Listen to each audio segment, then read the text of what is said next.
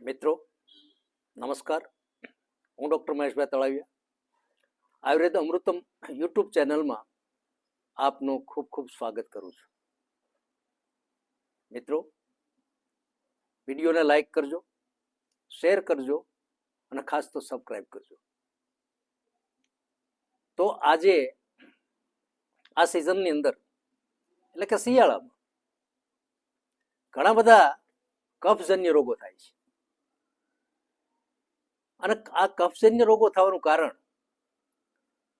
એ બહાર પણ એટલી જ ઠંડી હોય છે અને શરીરની અંદરની ગરમી એ બહાર નીકળી શકતી નથી, એટલે શરીર પણ એકદમ ઠંડુ રહે છે. તો આ ઠંડીજન્ય રોગોની અંદર જો આપણે ગણતરી કરીએ તો શરદી, ઉધરસ, કફ એ વિશેષ પ્રમાણમાં હોય છે.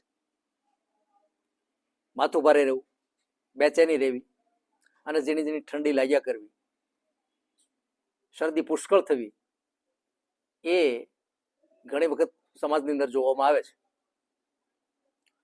પરંતુ શિયાળાની આ માંદગી એક સામાન્ય છે અને ઋતુજન્ય માંદગી કહેવામાં આવે છે કે આ ઋતુની અંદર મેજોરિટી લોકોને તકલીફ નથી થતી, કારણ કે શિયાળો એ આપણી તંદુરસ્તીનો મુખ્ય અવસર છે.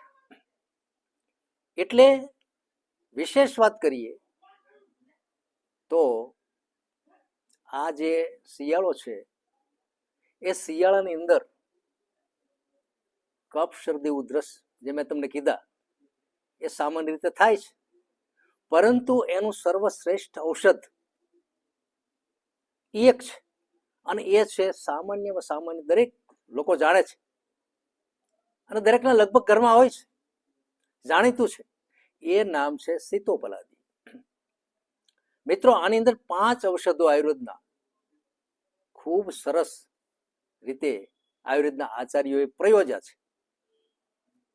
તો એમાં સાકર છે, એલચી છે, પીપર છે, તજ છે અને વાંસકપૂર છે. મિત્રો, આ વાંસકપૂર જે છે ને એ અત્યારે બજારની અંદર નકલી મળે છે. અસલ વાંસકપૂર યુક્ત સીતોપલાદી એ કફ અને શરદીનું સર્વશ્રેષ્ઠ ઔષધ છે.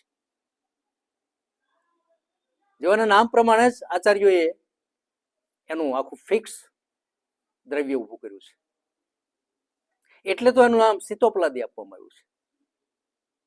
સીતોપલાદીની શરીર પ્રત્યે રોગ પ્રત્યે જે આખું કાર્ય છે એ કાર્ય એ પ્રકારનું છે કે સાકર છે એટલે કે ખડી સાકર એ શરીરને જરૂરી તાકાત આપે છે અને એની અંદર રહેલા જે ઔષધિ ગુણ છે એમાંનો મુખ્ય ગુણ છે એ ગરમી દૂર કરવાનો છે. બીજું છે એ વાંસકપૂર છે. વાંસકપૂર કફનું ઉત્તમ દ્રવ્ય છે. પીપર એ તો રસાયણ છે. લેંડી પીપર એ તાજી લઈ આવી થોડા સમય પહેલાની અને એની અંદર ખૂબ ઝીણું મિશ્રણ કરી અને ઘણી બધી ફાર્મસીઓ વાપરે છે. આપણે પણ ઘરે એ રીતે તૈયાર કરી શકીએ છીએ. લેંડી પીપર એ ફેફસા માટે, મગજના કફ માટે, શરદી માટે અને શરદીજન્ય જે કફ છે એને તોડી નાખે. આનો ઉપયોગ લાંબો સમય સુધી કરવા જેવો છે. બીજું આવે છે તજ, જે એન્ટીઓક્સિડન્ટ છે અને એ પણ કફનું સારામાં સારું દ્રવ્ય છે. 5મું આવે છે એલચી દાણા. એ એલચી દાણા એ પણ કફ પ્રત્યે સારામાં સારું કામ કરે છે. એલચી એ સુગંધિત દ્રવ્ય છે. એલચીની અંદર રહેલું તેલ જે ફેફસાને બળવાન બનાવે છે, એની અંદર શરદીની જે કોલેસ્ટ્રોલ જે કંઈ વધે છે ઇઓસેનોફિલિયા એ પણ એને દૂર કરે છે. મિત્રો, સીતોપલાદી એ રાજયક્ષમાં એટલે કે ટ્યુબરક્લોસિસ માટે પણ વપરાય છે. લાંબા સમયથી થતી ખાંસી, એમાં આચાર્યોએ કીધેલું છે કે પ્રતિશય સંજાયતે કફઃ, કફઃ સંજાયતે શ્વાસ કાસા. કેટલું સરસ યુક્તિ બતાવેલી છે કે શરદી લાંબો સમય ચાલે તો કફને ઉત્પન્ન કરે છે, અને કફ લાંબો સમય ચાલે તો એની અંદરથી શ્વાસ અને કાશ ઉધરસ ન મટતી એવી થાય છે. મિત્રો, આ એક એવું દ્રવ્ય છે શિયાળાની અંદર શરદી થઈ નથી ને વાપર્યું નથી, બહુ સરસ પરિણામ આવે છે, ઉત્તમ પરિણામ આવે છે. અને ખાસ તો કફના દર્દીઓએ રોજે રોજ લીધા જેવું છે. એમાં જો મધની સાથે લેવામાં આવે, શુદ્ધ મધની સાથે, તો એ સારામાં સારું વર્ક આપે છે.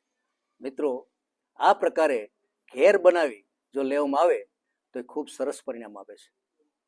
એમાં 16 ભાગ છે સાકર છે, 8 ભાગ છે એ વાંસ કપૂર છે, 4 ભાગ પીપર છે, 2 ભાગ એલચી દાણા છે, અને 1 ભાગ તજ છે. આ બધું મિશ્રિત કરી ખૂબ સરસ રીતે બનાવી વાપરજો. ઓમ શાંતિ, જય ધન્વંતરી.